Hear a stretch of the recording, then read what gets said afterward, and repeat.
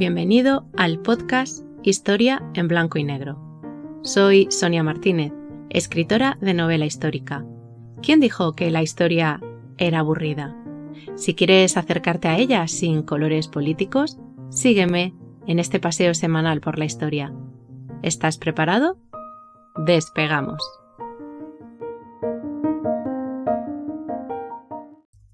Capítulo 17. Que viene el coco. Si la semana pasada hablábamos de la Guerra de Flandes para poner de relieve a una unidad tan destacada como olvidada, la de los tercios viejos, hoy acabaremos con la leyenda negra de un personaje. Cuidado, que viene el coco. Aconsejo a todos los miedosos que se abstengan de seguir escuchando este podcast. Si no temes al coco, acompáñame. ¿Sabías que para los niños holandeses el coco es español? En Holanda se escribió una parte importante de la leyenda negra española, en parte gracias a la propaganda vertida en el siglo XVI.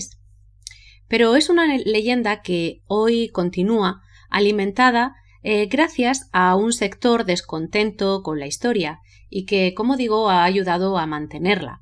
En este caso me refiero a españoles que tenemos que reconocer nuestra parte de culpa. En esta época y durante una contienda que se extendió durante 80 años, el coco fue el perverso Gran Duque de Alba. Mientras los pobres holandeses luchaban contra la opresora monarquía hispánica, este señor era poco menos que el demonio personificado. ¿Qué digo poco menos? Era peor que el demonio. Y aún hoy siguen empleando el nombre de este grande de España para asustar a los niños. Es su coco, hombre del saco o cualquiera de los personajes que empleemos para inculcar temor a los pequeños. Pero ¿quién era el coco o el Gran Duque de Alba? Se llamaba Fernando Álvarez de Toledo y Pimentel y fue el hombre más leal de Carlos I y también de su hijo Felipe II. En consecuencia, en el que habían depositado toda su confianza. No es de extrañar que Felipe II pusiera al mando a su mejor general en el intento de mantener el imperio a toda costa. Pero este señor tenía dos problemas. Por un lado, era un férreo católico y por otro, se caracterizaba por su obediencia y lealtad. Llegó a los Países Bajos con una misión clara y no dudó en ejecutarla. Pero el tercer duque de Alba no era el hombre que comía bebés, como lo retrataron algunos pintores holandeses en la época. Y las mentiras o verdades a medias que sobre este personaje de nuestra historia se vertieron recorrieron Europa. Ni era el hombre del saco ni un abuelito candoroso, porque entre los dos extremos siempre hay una gran escala de grises. ¿Que viene el coco? Esto, pero traducido al holandés y referido a Alba, es lo que todavía hoy escuchan los niños holandeses. Además, el 5 de diciembre, que es cuando ellos celebran nuestro equivalente a Papá Noel, les dicen que llegará un obispo de España con regalos, que se llama San Nicolás. Pero a los niños malos, nada de regalos. Su ayudante lo que hará es que los meterá en un saco y los llevará a España, porque España es lo peor. Ellos no lo saben aún. Sin embargo, nuestro país se convertirá en su paraíso soñado cuando se jubilen, pero esto es otra historia que descubrirán solos y cuando sean mayores. Quiero contarte, eso sí, un par de curiosidades entrelazadas entre ellas y que tienen que ver con este duque de Alba para poder entender mejor al personaje. Es el duque de Alba un hombre capaz, resolutivo, organizado, de mano dura, firme. Cuando el emperador Carlos lo llama para que lo ayude a combatir contra el Imperio Otomano, únicamente tuvo que desplegar la organización de sus hombres, unos 200.000. y no necesitó luchar. Al ver a ese ejército imperial tan bien organizado, los otomanos se dieron la vuelta, se retiraron. A esta contienda fue acompañado de su gran amigo y poeta y soldado, Garcilaso de la Vega, quien por cierto le dedicó una parte de su égloga segunda. Donde sí tuvo que combatir fue en Túnez, ciudad defendida por el pirata Barbarroja.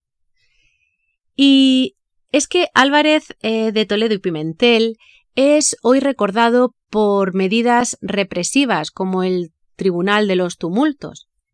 Sin embargo, una vez más, y como siempre digo, no podemos mirar a la historia con los ojos del presente. Y esto es algo que se aplica indudablemente también a sus personajes. Fueron muchas las hazañas destacadas de este general, de este gran duque de Alba, de las que los españoles podemos sentirnos bien orgullosos. Indudablemente hubo otros muchos momentos de su vida en los que no actuó de forma moral, si queremos, pero siempre visto con los ojos del presente. Y ya sabemos que la historia y el momento presente no se llevan bien.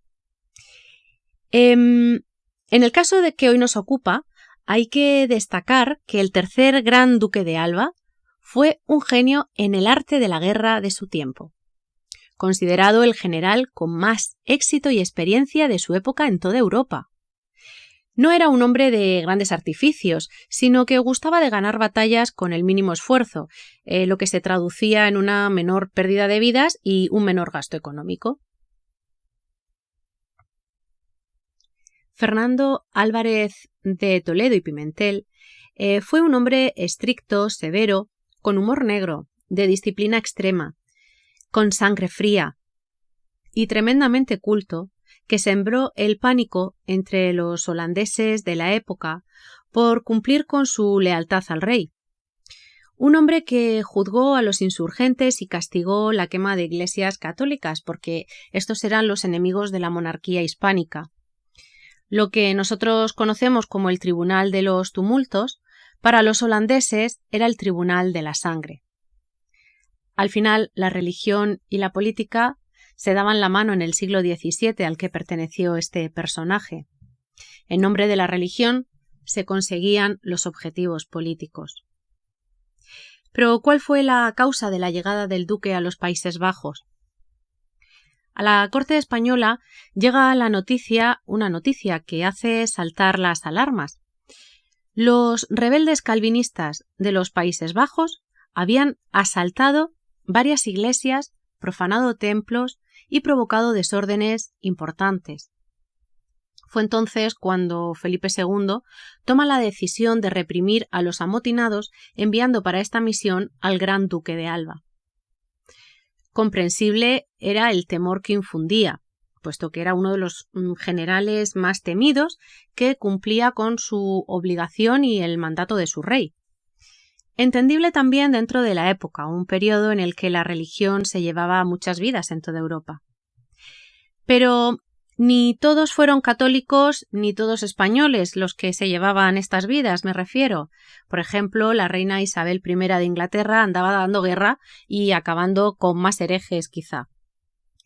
No es una excusa ni una justificación, es simplemente un ejemplo de lo que decía, de no mirar a la historia con nuestra mentalidad de hoy.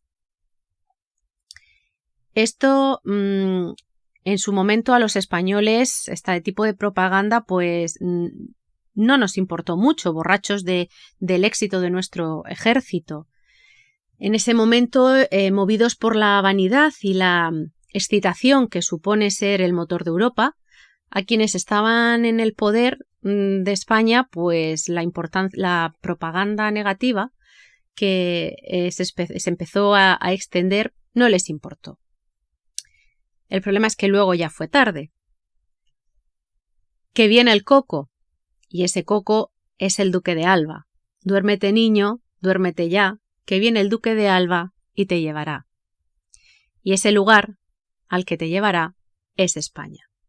Y esta es la leyenda negra que los holandeses han extendido sobre los españoles. Hasta aquí el programa de hoy. Espero que lo hayas disfrutado.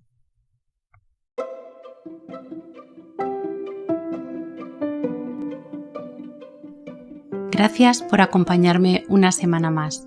No olvides compartir para ayudarme con la continuidad de este podcast. Yo te espero en el próximo Paseo por la Historia.